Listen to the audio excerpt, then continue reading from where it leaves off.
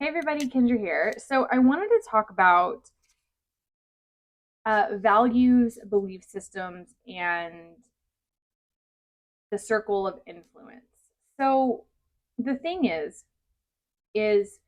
we all have values and belief systems. Some are going to be in alignment with who we really are, and some are just going to be things that we adopted so that we wouldn't lose connection in society or to our family, which means we wouldn't feel that we were threatened, right? Like survival responses.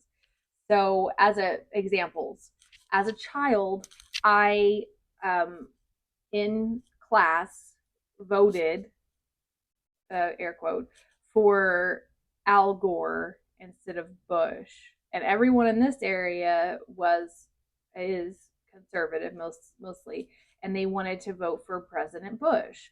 Well, in my family, my granny is Democratic, so she was like Al Gore, and I was like in sixth grade. I didn't know what the hell was going on, and so I went and voted for Al Gore. Well, in my family's values, well, at least the ones I was with, that's what the value and belief system was there. Well, in society's values, it was conservative and Bush, right?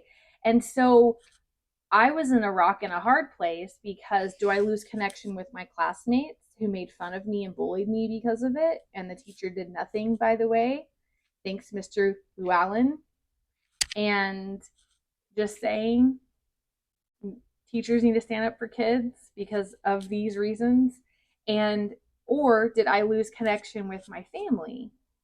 So both are creating a trauma response in the body or survival response in the body of what do I do? If I lose connection, that means that I could be outcast, something bad could happen to me. And so there's automatically like this feeling of I have to be a certain way to be accepted. It wasn't until I was older that I realized that I could be independent when it came to voting and things like that. And I don't have to be with the majority or anything like that. I can have my own brain and my own critical thinking skills. But that's a value and belief system thing that I'm talking about. So, my values are core beliefs that I came up with, that I know that is my true north. Okay. And then there's other values and belief systems that I have weeded out that came from my family and society and other people in my life, right? And so it's really important to know those because if you're getting in a relationship, you need to know who you are. You need to know what your values are and what your belief is. They can change. They can change. So, a really good example is I value spirituality. I cannot be with somebody emotionally, intimately, stuff like that, if they are not spiritual in some way, right? I'm not talking religious. That's not the same thing. I don't I don't like religion. Any religion, really. Like as far as for me, it's not a value that I hold. I like spirituality. So, but I also can't date someone who is agnostic or atheist because that's a really hardcore hard stop for me. Like I am spiritual and I have to be with people and surround myself with people who at least have a similar belief system that I do. Is um, so another value that's flexible is I really love nature. So I like going to botanical gardens. Well, my boyfriend, um, he'll go with me, but that's not one of his values. His values aren't, oh, I love nature. I love connecting to nature, those kind of things. That's not really something that, but he's flexible on it, right? So we're flexible on that. That's not a hard stop. He went with me. He didn't complain. He had a, he was with me. And so these are values, these are belief systems. And does he necessarily believe like me when it comes to nature? No. When it comes to like Gaia and the earth and no, but he also doesn't have like a hard stop on that. Like, this is absolutely not true. He's flexible. So I can be with someone like that.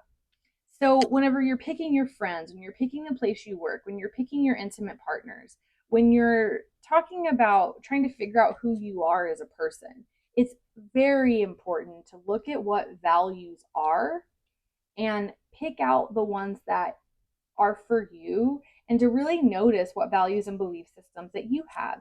So then whenever you're looking at the circle of influence, who's influencing you, and okay, why does you can look at that and then look at how like you're influencing other people. And when you're making choices, you're making those choices based on what? Out of fear or out of your true north? And you have to really be like, okay, but society's way out here on this outer circle. Why is this affecting me again? Like, really? Like now, like as a kid, you can understand why it would affect me, but now I'm like, eh. And so it can really help us with our self-esteem and our self-worth as well. And helping us to really live in our purpose, in our truth, in our authenticity, so that we can live a life that we really love and admire and enjoy. Because who wants to like not enjoy their life? You're only here like 100 years or maybe a little more, but like who wants to live all that time like not enjoying it? So, yeah. If you value the content I create, please like, subscribe, or share. Bye.